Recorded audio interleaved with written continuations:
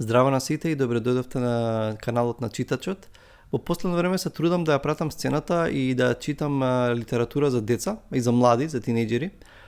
Делумно затоа што моите деца се во некоја возраст сега каде што читаат лектири кои што сум ги читал јас како дете, па некои ги читаме заедно или сам ги препрочитувам, а некои од тие книги не сум ги читал јас како дете и сега си ги читам за прв пат и се радувам. Една светла точка, ова го кажав и мислам и во едно претходно видео во земјава, во однос на издаваштвото, а и општо е литературата за деца и за млади. Има една експанзија во областа на таа литература, се издава многу и што е уште поубаво се посветува внимание на квалитетот и на дизајнот. Затоа што ако бидеме искрени, добра корица е важна работа. Затоа што ако и пристапиш на една книга и влезеш во книжарница и не знаеш ништо за тие автори, не ти значат ништо, самата корица, самиот наслов се првите нешта, првите впечатоци за таа книга и се многу важни и за децата и мене ми се многу важни кога гледам, кога разгледувам книги. И тоа ме радува што се вложува во тоа поле и има и македонски автори што пишуваат за деца и се преведува литература и тоа е супер. И пред некој време бев во книжарницата на Антолог и требаше да земам некои книги и нормално разгледувам што има и во делот за деца и за млади. Во очи ми падна оваа книга од исландскиот писател Андри Снаер Магнасон, Магичен ковчег, и тука на самата корица, освен што е фина корица, пишува еден Ерик Лоререр, рекол книга што треба да стои на иста полица со Хобитот, Алиса во земјата на чудата и Малиот принц. Океј, ако паѓате, ако сте слаби на вакви добри препораки, како мене, тогаш веднаш се замислувате и си велите, оваа книга морам да ја прочитам. А внатре, кога отворив, има уште една препорака и вели како вомбрачно дете на Ноам Чомски и Луис Керол. Ја велам, ова морам да го читам. Добро. Си ја купив книгата, ја исчитав, има некои 260-270 страни, е баш онака за млади, за тинејџери, за деца, не знам, вајде од 10 години нагоре. И ова е баш е приказна во приказна. Е приказна една главната нарација, рамката на приказната е во еднината, меѓутоа во тоа има вметато на друга приказна која што е баш една бајка и раскажува за времиња многу дамнешни и бајката самата по себе е одлична. Сега, не ми е поентата оваа книга, туку сосема 2-3 збора сакам да кажам за една друга книга. Обично кога ќе ми се допадне некој писател, веднаш проверувам што има од него друго и знам некогаш ако прочитам за прв пат читам писател и ми се допадне неговиот роман и знам неколку романи поред да прочитам од истиот писател. Така читам јас, едноставно тоа ти е како кога ќе откриеш некој добар бенд и после гледаш што има цела дискографија, ја симнуваш и ја бараш и ја преслушуваш и некои албуми се подобри, некои се полоши, меѓутоа ако ти се свиѓа некој бенд, сакаш да изслушаш се, па дури необјавени траки и првите албуми што може во гаража ги снимале.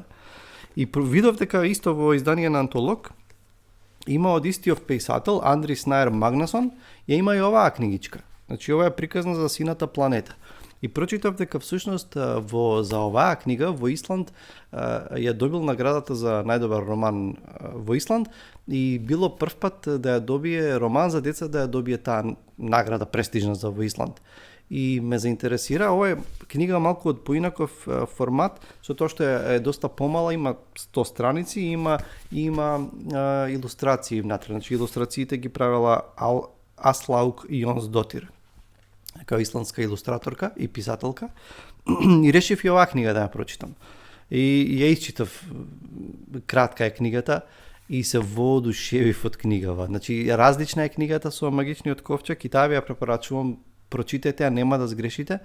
Меѓутоа, пораката на оваа книга и самата имагинација и комбинацијата од таа политичка, социјална порака со имагинацијата на бајка, на приказна за деца, ме воодушеви.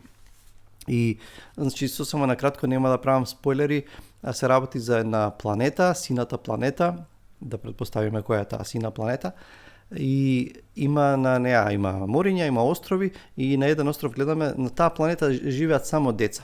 Не знаеме на која возраст е, различна, меѓутоа има само деца, нема возрастни, децата се невини, децата се наивни, уживаат по цел ден, се шетаат, гледаат водопади, гледаат виножита, пеперутките ги гледаат како летаат еднаш годишно и тоа е главниот спектакл.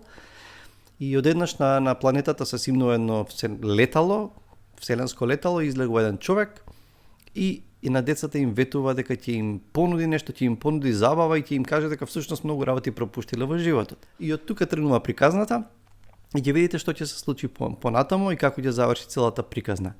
Значи кратка е, брзо се чита.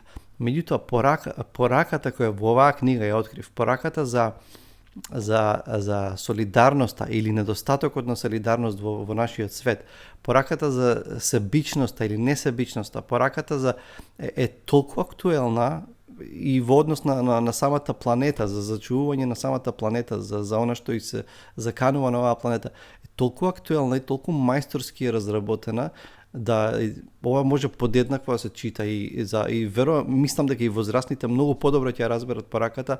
Значи ова е подеднакво и книга и за возрастни и една метафора за нашето време во кое што живееме, тотално релевантна и ме воодушеви и ме шокираше колку добре направена комбинацијата од имагинацијата, животот на овие деца и што ќе се случува со нив, од друга страна и та остра политичка, и кога кажувам политичка, значи не мислиме на одредена политичка опција, туку мислиме ние сме политички битија и ние политичкото е насекаде околу нас, ние учествуваме во политичкото. И во таа смисла има порака што е универзална и не засега сите нас. Значи, читајте романи, читајте класици, читајте трилер, читајте драма, читајте, бестселери ако сакате, меѓутоа не заборавајте да читате и литература за деца и литература за млади, затоа што има вистинско богатство во таа литература. И се гледаме со наредното видео, би требало да биде еден од најпознатите романи во историјата на литературата, еден роман од тешка категорија, така што ќе направам видео за неколку дена, така што чувајте се и се гледаме со наредно видео. Чао!